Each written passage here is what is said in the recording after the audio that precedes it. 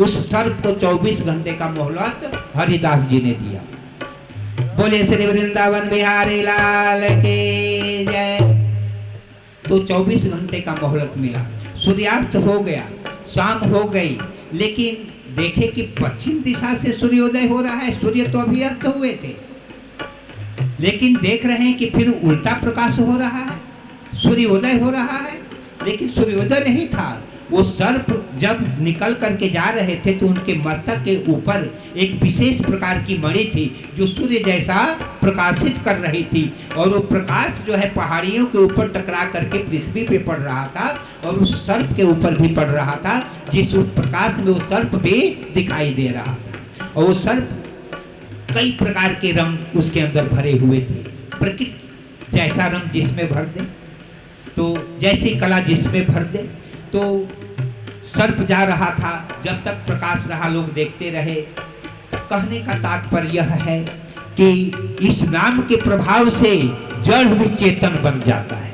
इस नाम के प्रभाव से सर्प जड़ है, चैतन्य नहीं है, लेकिन नाम के प्रभाव सुन करके संत का आदेश पा करके वो जहरीला सर्प जो है अपना जगह बदल दिया।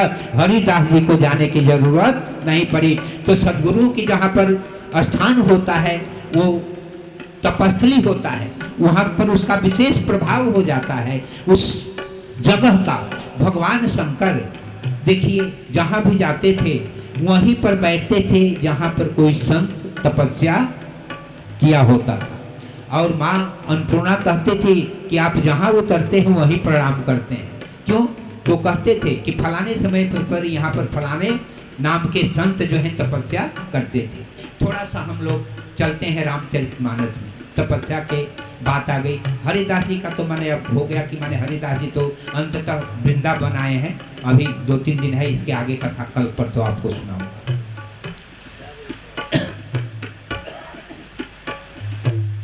तो रामचरितमानस में मैं यह बतला रहा था कि देखिए कल बात आ रही थी, कुछ सज्जन लोग बोल रहे थे मानस की बातें। धर्म हेतु अवतर हूँ गोसाई, मारा मोही व्याध की नाई। धर्म हेतु अवतर हूँ गोसाई, मारा मोही व्याध की नाई। मैं बैरी सो गृह ही प्यारा, अवगुण कवन नाथ मोहि मारा। धर्म हेतु अवतरे हूँ गोसाई। हे प्रभु, आपका अवतार जो हुआ है धर्म के लिए हुआ है, और आपने धर्म हेतु अवतरे हूँ गोसाई, और मुझे बहेलिया की भांति आपने हमें मार दिया। तो भगवान क्या कहते हैं कि देखो अनुज बधो भगिनी सुत नारी, ये चारों कन्या समचारी। इन्हीं दृष्टि बिलो कहीं जोई, ताही बधे कछु पाप न होई। इसके बाद क्या कह रहे हैं? मूढ़ तो ही अतिशय अभिमाना, नारी सिकावे सिकरही न काना। थोड़ा सा कौशले ससुत लक्ष्मण रामा, मूढ़ तो ही अतिशय अभिमाना, नारी सिखावे सिकरही न काना।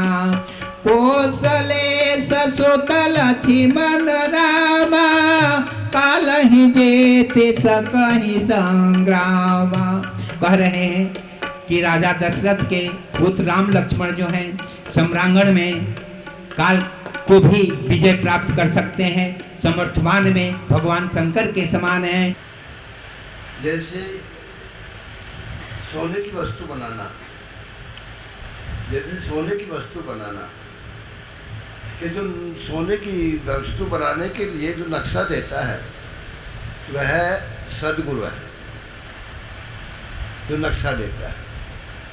सुनार वो गुरु है, धारण करने वाला शिष्य है। नंबर 3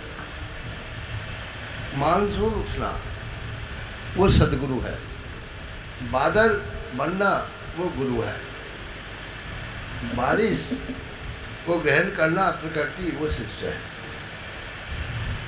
तो जब व्यक्ति अपने अंदर सद्गुण यानी प्रकृति के नियमावली से जुड़ जाता है, ये शरीर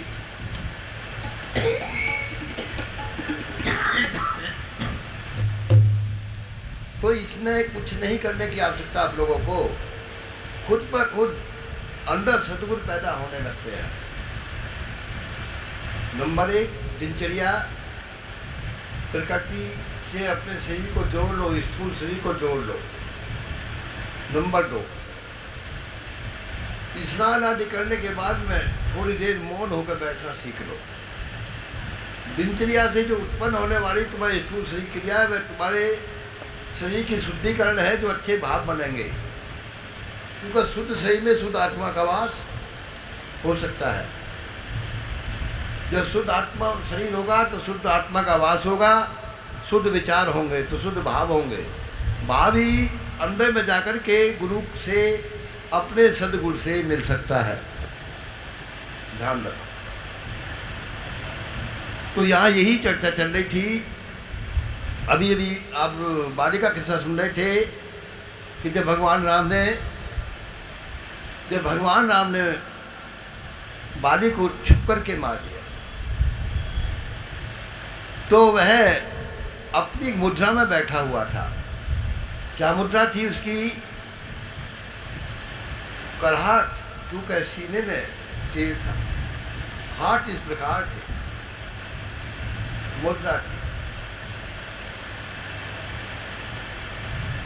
तो मुद्रा देखने के बावजूद पता चल जाता है कि इंसान कैसे भावों से अपने आप को अपनी जिंदगी व्यतीत कर रहा है। एक हाथ यहाँ था, एक हाथ इस प्रकार था।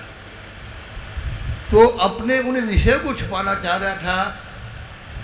भगवान राम को साक्षात होते हुए ही मरने पे प्राण जाने के बावजूद भी वह चालाकी करना चाह रहे हैं। जैसे इंसान गुरु के पास जाने के बाद भी अपनी दिनचर्या ठीक नहीं कर सकता, जब नहीं कर सकता कुछ नहीं मिलता।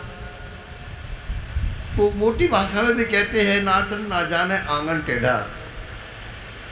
जब खुद पे अपनी दिनचर्या नहीं जोड़ी गई, गुरु से सद्गुण तक नहीं पहुंचा गया, तो फिर गुरु को दोष लगाते हैं, भगवान को दोष लगाते हैं। तो आज वो दोष लगा रहा है, अपने पापों को छुपाने के लिए क्या कह रहा है। अभी भी चौपाई सुनी। धर्म है तू अवतार हूँ गोसाई, मारा मोही व्याध के नाई। उन्होंने यही कहा कि हे प्रभु कि धर्म है तू अवतार हो गोसाई, मारही मोही व्याध की हो नाई। हे प्रभु, मैंने तो सुना था, मैंने तो समझा था कि आप धर्म के अवतार हैं, धर्म की मर्यादा को बांधने वाले हैं। मैंने क्या बिगाड़ा था आपका? सामना के मार के देखते, चुप के क्यों मारा? भगवान मुस्कुरा पड़े। मुस्कुराहट निकलते ही, उनके ऊपर पड़ते ही वो बिलक गए। क्या बोले कि पापी जिसको पता नहीं मैंने तुझे क्यों मारा? कि नहीं प्रभु, फिर भी कि अनुज सुता भगनी सुत नारी, कि जो छोटे भाई की स्त्री नारी कुआई राष्ट्र बिलो कह जोई। तुम तो देवादिदेव महादेव भगवान शंकर से भी श्रेष्ठ निकले। भगवान शंकर काम के ऊपर विजय प्राप्त की, लेकिन आपने तो काम और क्रोध दोनों के ऊपर विजय प्राप्त कर लिया। तो क्या हुआ देव ऋषि नारद के साथ? गणिका रूपी प्रशंसा पीछे लगा दी गई। आकाशवाणी हुई कि तुम धन्य हो देव ऋषि नारद, कि आप तो देवादिदेव महादेव भगवान शंकर से भी श्रेष्ठ हो। शंकर जी क्रोध के ऊपर विजय प्राप्त नहीं किए, काम के ऊपर विजय प्राप्त किए। क्रोध कर करके कामदेव को उन्होंने भस्म कर दिया, लेकिन आपने तो न किसी को जलाए न कुछ, लेकिन पीछे उनके भी लगा दी गई। क्या लगा दी गई? प्रशंसा, धन्य हो। अब अहंकार हो गया कि हमारा जैसा तो कोई संसार में है ही नहीं है, जो कुछ हूँ मैं ही हूँ। आगे आगे अब देव ऋषि नारद जाने लगे, गए अपने पिताश्री के पास, ब्रह्मा जी के पास गए कि पिताश्री, मैंने काम और क्रोध दोनों के ऊपर विजय प्राप्त कर लिया है। बोले कि कोई बात नहीं पुत्र, ये बड़ी अच्छी बात है, ये तो आपने कर लिया, लेकिन हमसे तो कह दिए, लेकिन भगवान शंकर से मत कहना। बोले कि हमारी प्रशंसा भला आपको अच्छा लगेगा? आप क्यों सुनने लगे भला? नहीं रहा गया, शंकर जी के भी पास चले गए। शंकर जी ने कहा कि हमसे तो कह दिए प्रभु, लेकिन वाकई में हमसे आप श्रेष्ठ हैं। देवताओं के जब ऋषि हैं, देव ऋषि हैं, तो श्रेष्ठ तो ही हैं, लेकिन हमसे कह दिए कोई बात नहीं, श्री हरि से मत कहिएगा। लेकिन अब कहाँ, अब तो प्रशंसा रूपी गणिका पीछे लगी हुई है, वो कहाँ छोड़ने वाली है? गणिका जल्दी छोड़ती नहीं है पीछा। तो प्रशंसा जो है ना, ये हम लोग को लेके डुबा देता है, यह हम लोग को स्थिर रहने नहीं देता है। मनुष्य की जब प्रशंसा होने लगे तो उसको नतमस्तक होकर के अपने सद्गुरु को याद करना चाहिए कि वास्तविक में इस प्रशंसा के पात्र हम नहीं हैं, इस प्रशंसा के पात्र आप हैं कि आपकी कृपा की वजह से ये वाणी निकल रही है, ये आवाज निकल रहा है, या ये जो भी कार्य हो रहा है आपकी कृपा से निकल रहा है, हम नहीं हैं। माध्यम प्रभु आप हैं। आप लोग कहते हैं अभी तेरा तुझको अर्पणा, जो कुछ है, या ऐसे भी कहते हैं पंडित जी लोग से, विद्वान जन कहते हैं कि प्रभु ही निवेदित भोजन करें, जो भी हमारे सामने आए उनको अर्पण करके उसको प्रसाद के रूप में हम लोग ग्रहण करें। बहुत अच्छी बात है। तो देव ऋषि नारद श्री हरि के पास भी चले गए। हरि से कहे कि सरकार, मैंने काम और क्रोध दोनों के ऊपर विजय प्राप्त कर लिया है। अब बोले कि ठीक है बच्चा, कर लिया, बहुत अच्छी बात है। ये नहीं कहे कि अब किसी से मत कहना, कहे कि ठीक है, बहुत अच्छी बात है, बड़ी प्रसन्नता की बात है। और मार्ग में क्या किए कि 100 योजन विस्तार का शील निधि राजा का महल बना दिया। बालिक है, उनको क्या होता है, जहाँ मर्जी वहाँ बनाते। त्रैलोक्य में भ्रमण करने वाले देव ऋषि नारद जब मार्ग में जा रहे थे तो कह रहे हैं कि मैं हमेशा यहाँ आता जाता हूँ आकाश से, ये इतना सुंदर यहाँ पर नगरी है और मैंने नेत्र से कभी देखा नहीं, इस नेत्र से वंचित कैसे रह गई है नगरी? हो सकता है हम राम राम नारायण नारायण कहने में मग्न रहते हैं, ध्यान न पड़ा हो, कोई बात नहीं। गए वहाँ पर तो शील निधि देखे, वहाँ पर महारानी लक्ष्मी जो है महामाया रमा के रूप में विराजमान थी। कहे कि हमारी पुत्री है, जना इसका हाथ वगैरह देख लो। देख देव ऋषि नारद देखे, कहे कि बहुत अच्छा लक्षण है, ठीक है, लेकिन देखिए कि जो इसको वरण करेगा, जो इसे विवाह करेगा इस कन्या से, वो 3 लोक 14 भुवन का मालिक बनेगा। 3 लोक 14 भुवन का, 3 लोक किसे कहते हैं? आकाश, मृत्युलोक और पाताल। हम लोग सामान्य रूप में कहते हैं 14 भुवन भी इसको कहते हैं, 7 आकाश और 7 पाताल। तो इसलिए कहते हैं कि 3 लोक 14 भुवन, चाहे 3 लोग कहें या 14 भुवन कहें, बात एक ही है। तो बोले कि जो इससे पाणी ग्रहण संस्कार करेगा वो 3 लोक 14 भुवन का मालिक होगा। लेकिन देव ऋषि नारद की समझ में नहीं आई कि हरि के अतिरिक्त दूसरा कौन हो सकता है, अनंत ब्रह्मांड नायक के अतिरिक्त और कौन हो सकता है।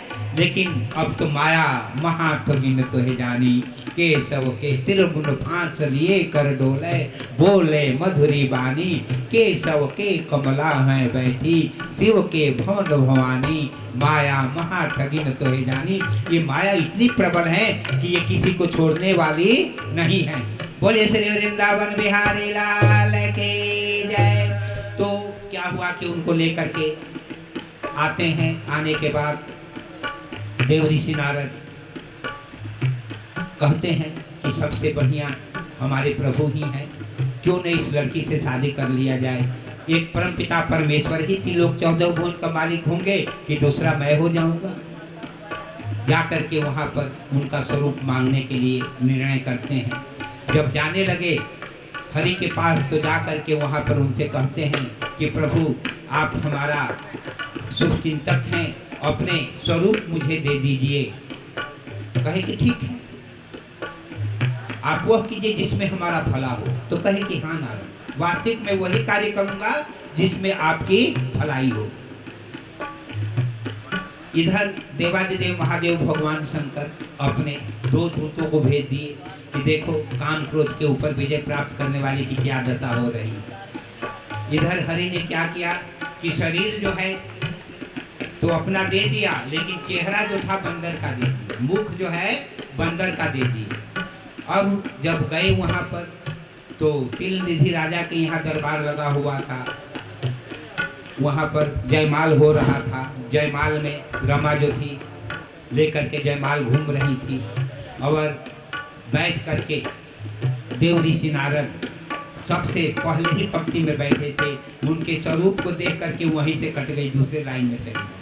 फिर कूद करके दूसरे लाइन में गए, वहाँ गए तो वो रास्ता भी बदल दी, वहाँ से भी रमा जो थी दूसरी लाइन में हो गई। ऐसे करते करते जहाँ के शिव गण जहाँ पर बैठे हुए थे उन शिव गणों के पास आ गई। तो कहते हैं कि महाराज, जब वो आपको देख करके ही रास्ता बदल जाती है तो आप क्यों परेशान हो रहे हो? अगर दर्पण नहीं है तो जल में ही जा करके अपना स्वरूप देख लीजिए। बोले श्री वृंदावन बिहारी लाल की जय। तब जा करके उन्होंने जल में जा करके, एक वहीं पास में तालाब था, उस तालाब में जा करके स्वरूप देखते हैं तो देख रहे हैं कि सब कुछ तो बाजूबंद वगैरह विष्णु भगवान का है, लेकिन फेस जो है बंदर का है। वहाँ पर क्रोधित होकर के चल देते हैं। इधर भगवान श्री हरि आते हैं और रमा से पाणी ग्रहण संस्कार करके चले जाते हैं।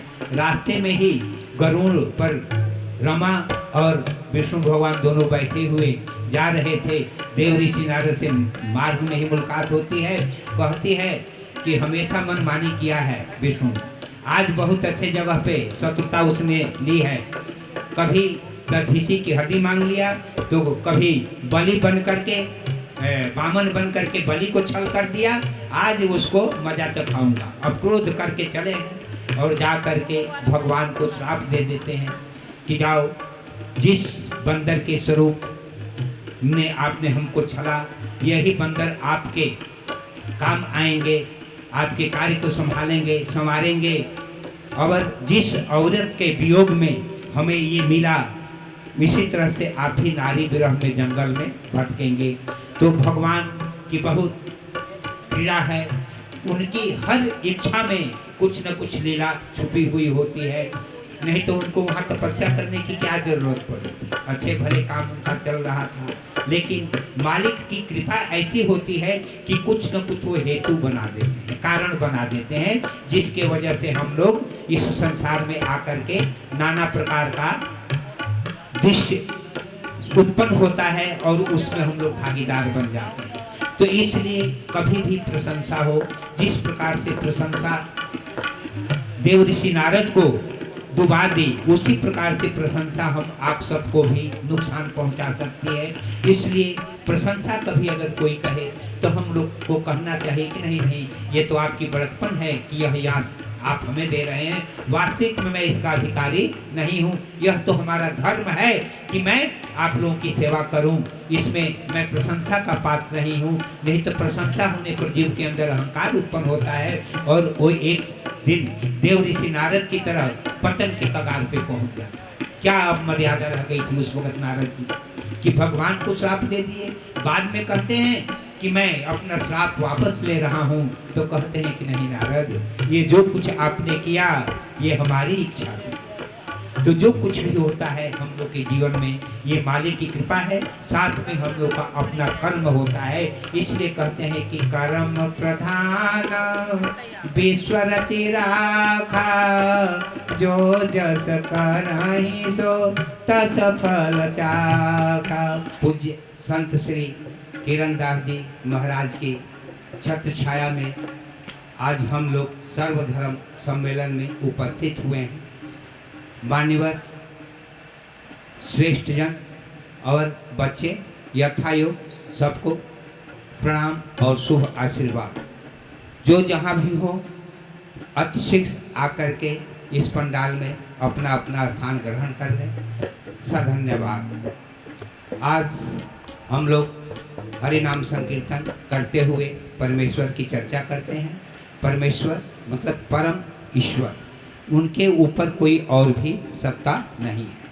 अनंत ब्रह्मांड नायक कहें या परमेश्वर कहें, जितने भी उनकी गुणगान करें, समझे कि अभी हम लोग जीवन में कुछ भी नहीं किए।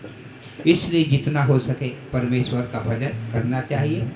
जब तक हम लोग हरि नाम संकीर्तन करते हैं, हरे राम राम राम हरे हरे, हरे कृष्ण कृष्ण कृष्ण हरे हरे, हरे राम राम राम हरे हरे, हरे कृष्ण कृष्ण कृष्ण हरे हरे, हरे राम राम राम हरे हरे, हरे कृष्ण कृष्ण कृष्ण हरे हरे, हरे राम राम राम हरे हरे, हरे कृष्ण कृष्ण कृष्ण हरे हरे, हरे राम राम राम हरे हरे, हरे कृष्ण कृष्ण कृष्ण हरे हरे। यह षोडश मंत्र जो है, मैं आप लोगों को पहले भी बतला चुका हूँ कि मनुष्य के 16 संस्कार होते हैं, गर्भाधान से लेकर के और अंत्येष्टि तक। उसी प्रकार से भगवान का पूजा भी 16 प्रकार से होता है। और यह मंत्र में भी मंत्र जो है 16 बार भगवान के नाम का उच्चारण होता है।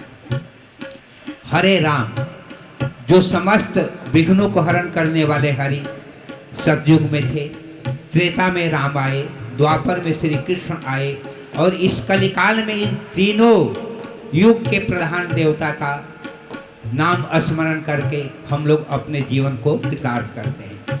इसीलिए हरि नाम संकीर्तन अति आवश्यक है। इस मंत्र के लिए न कोई पवित्र आसनी की आवश्यकता है, और न ही स्नान ध्यान का कोई विशेष ध्यान रखना है। चलते फिरते आते जाते हर समय में इस मंत्र का नाम ले सकते हैं। एक बार एक चरणदास नाम के भक्त हुए हैं राजस्थान में। आप लोग सालासर हनुमान जी का नाम सुने होंगे, सालासर। वहाँ पर एक भक्त थे, किसान थे, चरणदास उनका नाम था। वो खेत में हल चलाया करते थे और कहते थे, सीताराम सीताराम सीताराम जय हनुमान, सीताराम सीताराम सीताराम जय हनुमान, सीताराम सीताराम सीताराम जय हनुमान। और इस प्रकार से वो भजन किया करते थे। और हनुमान जी महाराज उस किसान के पीछे पीछे हल वो जोत रहे हैं, और हनुमान जी करताल बजाते हुए उनके पीछे पीछे कीर्तन करते हुए घूम रहे होते हैं। तो कीर्तन में इतनी सामर्थ्य है कि भगवान कब आपके पीछे आ जाएं कुछ कह नहीं सकते हैं। एक बार की बात है कि चरणदास कुछ समय के बाद वृद्ध हो गए। उनसे अब हल इत्यादि चलाना, क्या खेत वगैरह में जाना भी दुश्वार हो गया। बोले कि बहुत दिन हो गया, भक्त आया नहीं। एक दिन हनुमान जी रूप बदल करके और उसके घर पे पहुंच गए, चरणदास के यहाँ। चरणदास के यहाँ जा कर के कह रहे हैं कि अरे भक्त, क्या बात है, आजकल तुमने खेती वगैरह। तो क्या करें महाराज, बहुत दिन हो गया, अब चला फिरा नहीं जाता है, वृद्धावस्था प्राप्त हो चुकी है, इसलिए मैं कुछ कर नहीं पा रहा हूँ। तो बोले कि भजन वगैरह तो गा लेते हो, भजन तो सुना दो। मैंने भजन सुनने के लिए हनुमान जी ने चरणदास के घर पहुंच गए। तो इसलिए जहाँ पर भी भजन होता है, हनुमान जी या भगवान श्री कृष्ण या कोई भी हो, किसी न किसी रूप में वो कहीं न कहीं पहुंच जाते हैं। देखिए, एक बार त्रेता युग माही, एक बार त्रेता युग माही, शंभु गए कुंभ जरे सिपाही। जंग संग सते जग जननी भवानी, पूजे ऋषि अखिलेश्वर जानी। एक बार भगवान शंकर कहाँ? अगस्त ऋषि रहते हैं दक्षिण में और भगवान शंकर रहते हैं उत्तर में। और उत्तर से एक बार उनकी जिज्ञासा उत्पन्न हुई कि उत्तर दिशा से दक्षिण दिशा में पहुंच गए कथा सुनने के लिए। इतने कथा के रसिक हैं। जब सत्य वियोग हुआ था तो कागभूषण जब कथा कह रहे थे तो वहां पर हंस का रूप धारण करके बहुत दिन तक उन्होंने कथा सुनी। बहुत दिनों तक वहां पर कथा सुनी। जब भी हम लोगों से कभी न कभी किसी न किसी रूप में नाम अपराध हो जाता है तो उसकी सजा हम लोग को निश्चित रूप से किसी न किसी रूप में मिलती है। एक बार क्या हुआ कि कागभूषण जो थे कथा कह रहे थे और बहुत बूढ़े बूढ़े हंस नाना प्रकार के पक्षी इत्यादि बैठ करके वहाँ पर कथा श्रवण कर रहे थे। कथा श्रवण करते करते कागभूषण जी वहाँ पर उपस्थित हो गए। जब कागभूषण जी वहाँ पर आ गए तो देखे कि मैं तो पक्षियों का राजा हूँ, गरुड़ हूँ, और कथावाचक जो है निष्कृष्ट कौवा, तो कौवा का उपदेश मैं सुनूं, यह ग्राह्य नहीं हुआ। कौवा कोई अपनी कथा नहीं कह रहा था। कौवा अपनी कथा नहीं कह रहा था। कौवा उस परम पिता परमात्मा की कथा कह रहा था। तो इसलिए उन्होंने कहा कि ठीक है, इस अपमान का किसी न किसी रूप में उसका भुगतान करना ही पड़ेगा। बोलिए श्री वृंदावन बिहारी लाल की जय। एक हे पक्षी के मुखारबिंद से निकला हुआ कौवा कोई अपना कथा नहीं कह रहा था। कहने वाला कथा जो था वो परमेश्वर की कथा थी, इसलिए उससे नाम अपराध हुआ। इस नाम अपराध की सजा उसको मिली। कब मिली? जब राम रावण युद्ध हुआ और नाग फांस में जब उनको बांध दिया गया भगवान राम लक्ष्मण को, तो मानव शरीर में थे। एक मानव भी किसी न किसी प्रकार से अगर बंधन में हो जाता है तो छूटने का प्रयास करता है। आप लोग समझदार आदमी हैं, अच्छे बुजुर्ग लोग भी हम लोग के बीच में उपस्थित हैं। जब घोड़ा कभी फंस जाता है बंधन में तो बिल्कुल वो पटुआ जाता है, हरकत करना बिल्कुल छोड़ देता है। कब तक? वो सोचता है कि अगर कहीं हरकत मैं करूँगा तो और फंस न जाऊँ, इसलिए वो बिल्कुल स्थिर हो जाता है। जब मालिक आता है और उस घोड़े को बंधन से मुक्त कर देता है तो भी वो घोड़ा उठकर भागता नहीं है, लेकिन जब पीठ ठोक देता है कि जवान तुम स्वतंत्र हो, बंधन से मुक्त हो, तो उठ करके तुरंत भागता है, फिर वो पीछे मुड़ करके नहीं देखता है। उसी प्रकार से बोले कि भाई भगवान राम परब्रह्म, लक्ष्मण शेषावतार, शेषनाग के अवतार थे। उन्होंने जब बंधन में बंध गए, नाग फांस बांध दिया रावण, तो वो बिल्कुल हिलते डुलते नहीं थे, बिल्कुल मरे की तरह स्थिर पड़ गए थे। जैसे घोड़ा पटुआ गया था, पटुआ जाता है, उसी प्रकार से भगवान राम लक्ष्मण भी पटुआ गए। तब हनुमान जी जा कर के गरुड़ जी को लेकर के आते हैं। गरुड़ जी आकर के देखे, कहे कि ये परब्रह्म, ये तो साधारण राजकुमार के योग्य भी नहीं है, इसीलिए इसका पिता जो है घर से निष्कासित कर दिया है। एक साधारण मनुष्य भी अगर बंधन में आता है तो वो भी हरकत करता है, अपने आप को छुड़ाने का प्रयास करता है, लेकिन ये लोग तो बिल्कुल स्थिर हैं, तो ये परब्रह्म कैसे हो सकते हैं? मन में उनको मोह घेर लिया। तो मोह जब उनको घेर लेता है तो वहाँ से आते हैं। आने के बाद जाकर के ब्रह्मा जी से कहते हैं कि भाई देखिए, मैं इसका कुछ समाधान नहीं कर सकता हूँ, आप भगवान शंकर के पास चले जाइए। भगवान शंकर के पास जा रहे थे तो रास्ते में ही मुलाकात हो जाती है। रास्ते में मुलाकात होती है और शंकर जी कुबेर जी के पास जा रहे होते हैं। तो कहे कि महाराज इस प्रकार से, तो कहे कि देखिए जब मोह जीव को हो जाता है तो इतना जल्दी निकलता नहीं है। बहुत काल कीजिए सत्संग, बहुत काल तक जीव सत्संग करता है तब मोह से वो बचता है। और मोह जब छूट जाता है तभी जाकर के भगवान राम के चरण में प्रेम होता है।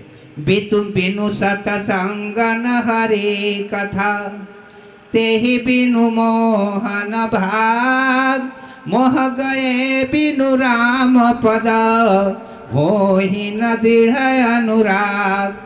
बिनु सतसंग न हरि कथा, तेहि बिनु मोहन भाग। जब तक हम लोग सत्संग नहीं करेंगे, हरि की कथा नहीं सुनेंगे, जब तक मोह से बचना बड़ा मुश्किल है। और जब तक मोह लगा रहेगा हरि के चरण में दृढ़ प्रेम हो ही नहीं सकता, अनुराग हो ही नहीं सकता।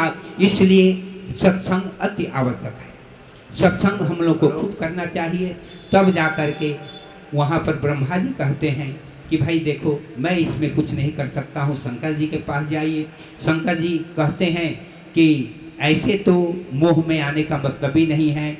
पार्वती जी से कह रहे हैं कि देखो कभी न कभी ये नाम अपराध किया। वीणा वादिनी जय जय जय हे वीणा वादिनी, वीणा की तुम मधुर स्वरों में, वीणा की तुम मधुर स्वरों में, संगीत अपना बिखरा जाते, संगीत अपना बिखरा जाते।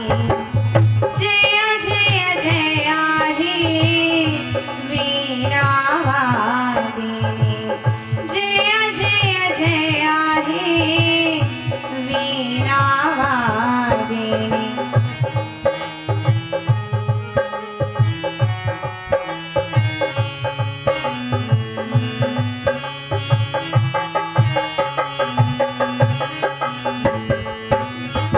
रे गम पम गरि रे सा रे गम धनि सा नि ध पम गरि नि सा नि ध म प ग म प गरि रे सा। हम अज्ञानी तुम हो ज्ञानी, हम अज्ञानी तुम हो ज्ञानी, दे दो विद्या विद्या दायिनी, दे दो विद्या विद्या दायिनी। जय जय जय हे वीणा वादिनी, जय जय जय हे वीणा वादिनी।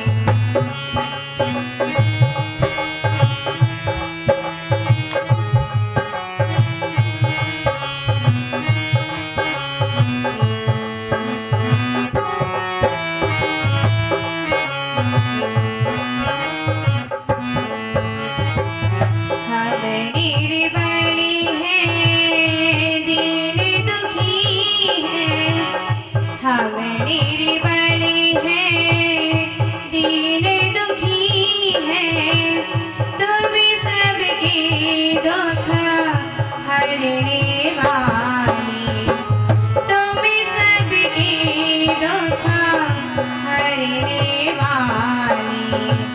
जय जय जय हे वीणा वादिनी, जय जय जय हे वीणा वादिनी। रे ग म प म ग रे रे सा रे ग म ध नि सा नि ध प म ग नि सा नि ध म प ग म